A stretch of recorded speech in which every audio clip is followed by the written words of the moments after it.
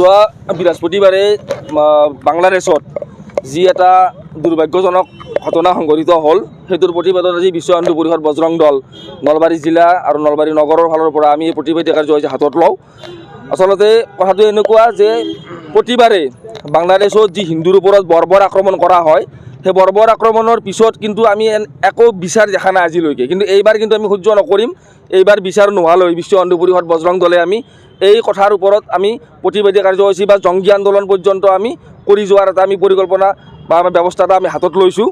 আৰু আমাৰ যি হিন্দু ব্যক্তিজনক দীপু কুমাৰ দাস নামৰ সেই দুৰ্ভগীয়া ব্যক্তিজনক যি জীৱনতে জ্বলাই দিলে, যে তেওঁক আনকি লাঠিৰে মৰিয়াই পিটাৰ পিছত তেখেতক গছত ওলোটাকৈ ওলোমাই তাত তেখেতক জীৱন্ত ৰূপত তেখেতক জ্বলাই দিলে। গতিকে এই কথা আমি সহ্য কৰিব নোৱাৰোঁ কোনো কাৰণত। হিন্দুৰ ওপৰত মুছলমান সন্ত্ৰাসবাদীৰ এনেকুৱা বৰ্বৰ আক্ৰমণক আমি ধিক্কাৰ দিছোঁ নলবাৰীৰ এই মজিয়াৰ পৰা।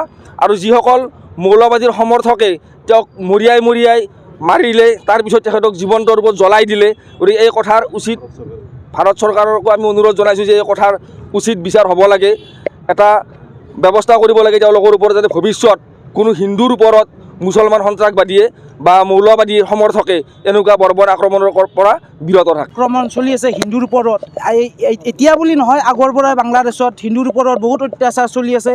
তাত হিন্দুই ভালকৈ স্কুলত যাব নোৱাৰে, তাত অফিচ কাছাৰী কৰিব নোৱাৰে।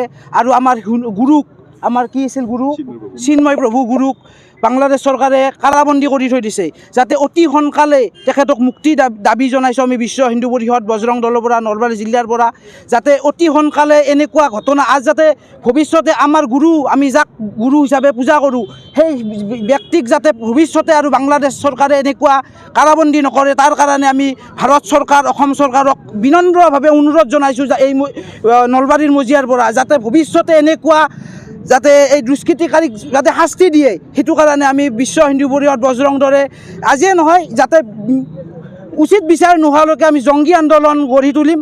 এতিয়াই নহয় আৰু ভৱিষ্যতে অহাকালি পৰহি আমি ভৱিষ্যতে এনেকুৱা আন্দোলন চলিয়ে থাকিব। জয় শ্ৰীৰাম, জয় শ্ৰী